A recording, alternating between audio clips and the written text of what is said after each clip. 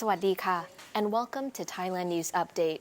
In today's news, reopening of the Test and Go program, restart of the Sandbox programs in parts of Chon Buri, and 20 Baht banknotes.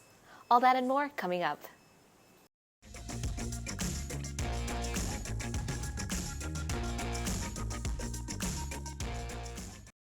As the dust settles on yesterday's announcement of the reopening of the Test and Go program, the details are slowly emerging of a Test and Go version 2, which will now require additional paperwork and expenses, including an additional PCR test on day 5. This means you'll have to book an SHA Plus hotel for both day 1 and day 5 of your stay, with both the accommodations and the cost of the PCR test prepaid.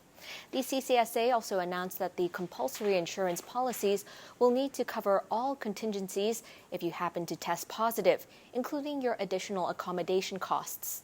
For travelers wanting or needing to come to Thailand under the revised Test and Go program, you will be able to apply soon for arrival dates starting February 1.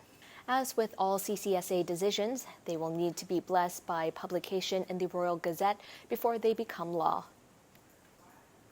Another featured announcement yesterday was the restart of Sandbox programs in parts of Chon Buri, as well as Koh Chang in the Trat province. Specifically, the new sandboxes will be available in parts of Chon Buri province, Banglamung, Pattaya, Srirasha, Chang, and Sattahip, but only the sub-districts of Jom Tien and Bang Sre in Sattahip. Also the popular island of Koh Chang. The CCSA also said they're extending the southern sandboxes in what they're calling the Sandbox Extension, where you will be able to spend time in up to 3 locations during your first 7 days across Phuket, Krabi, and Phang Nga, as well as Koh Samui and the 2 nearby islands in the Gulf of Thailand, Koh Phangan and Koh Tao. There are plenty of other details at thetiger.com, including the changes to the color coding of provinces and the extension of drinking hours to 11 p.m. in some locations. Hooray! After a wave of flight cancellations and airline schedule and equipment reshuffling in the U.S. over fears of U.S. 5G services interfering with some navigational aids on planes, the Civil Aviation Authority of Thailand has spoken out to reaffirm that Thailand's 5G signals in Thailand do not have any conflicts or negative effects on aircraft or flight equipment. Thailand's civil aviation authorities explained that in Thailand, 5G bandwidth is on a different wavelength to that in the U.S. and cannot interfere with anything used in aviation technology. Thailand's aviation authority also said that they have been closely watching the 5G situation since last year and following the disruptions in U.S. flight schedules over the issue. Unlike virtually every other country in the world, the U.S. didn't reserve any part of the frequency spectrum exclusively for aviation equipment and sold an uncomfortably close section of the spectrum to mobile carriers AT&T and Verizon for use in their 5G technology. The 5G frequency the mobile carriers were using and about to activate near airports across the country was very near to the radio altimeter frequencies on Boeing's popular 777 and 747-8 airplanes. Aviation experts have been quick to clarify that this is a problem unique to the U.S. and that other countries are not experiencing the same risk. With storm clouds swirling around the current ruling Palang Pracharat coalition, PM Prayut Chan-o-cha said yesterday he has no plans for a cabinet reshuffle or an early election. His comments follow a dramatic week with the expulsion of 20 renegade MPs who were part of MP Thamanat Phromphao's soft coup in December, when he was trying to get MPs within Palang Pracharat to vote with the opposition in a vote of no confidence in the PM.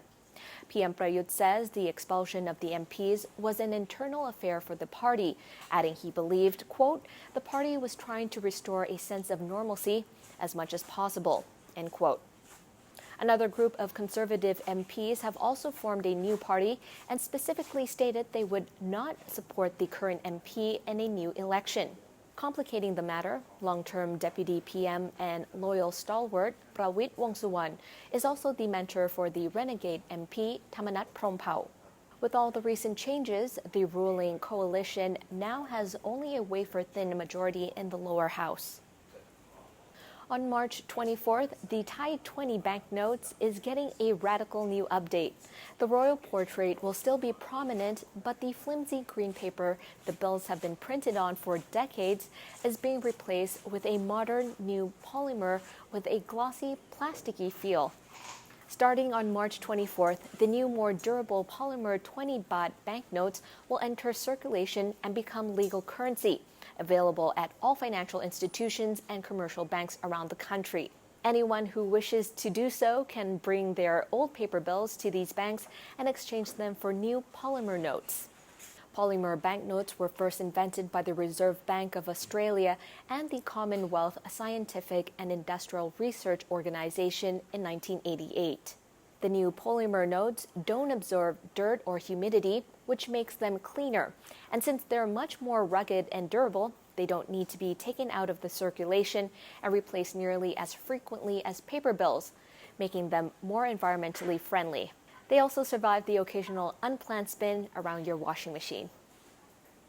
Residents of a Chon Buri housing estate are complaining to local authorities that crop burning and nearby plantations has been causing not only air pollution, but ash has been falling on their cars, houses, and clothes.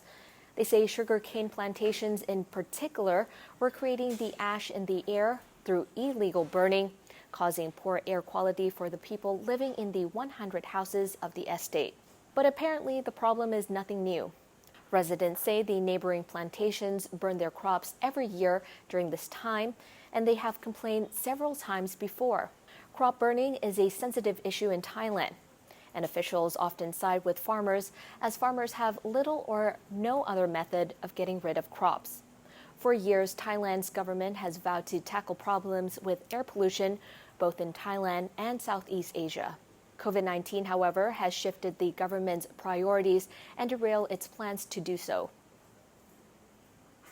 Foreigners with valid visas can now enter Vietnam without having to get approval from the immigration offices or local authorities, starting from next Tuesday as the government eased entry restrictions. This means people with valid temporary resident cards, permanent residence cards, valid visas, and valid visa extension certificates will be able to enter Vietnam without any permission from the relevant offices. Vietnam's Deputy PM has also agreed with the new guidelines, adding that local authorities should continue to make it easier for foreigners without visas to enter the country, including obtaining approval and providing instructions on how to do so. Those who want to visit Vietnam for sightseeing must adhere to all restrictions that apply to international visitors. There's more information about the documentation and visas required in the article at thetiger.com. The CCSA has reported 8,640 new cases of COVID-19 with 13 new deaths. According to the latest reports, there are currently 82,720 in care and 8,641 released from care within the past 24 hours. And that wraps up the morning news for today. Don't forget to subscribe to the channel to keep up with all the latest news around Thailand and the region. Also, click the boxes here to watch Good Morning Thailand with Tim and Jay, and also Thailand News Update this evening with Jet Gunther. And hey, if you haven't subscribed to our new channel, Bounce, please consider to do so, because we'll be posting fun, challenging, and edutainment content there. The link to Bounce is down below. Have a great weekend ahead, and I'll see you back on Monday. I'm Natty from The Tiger. Sawadee ka.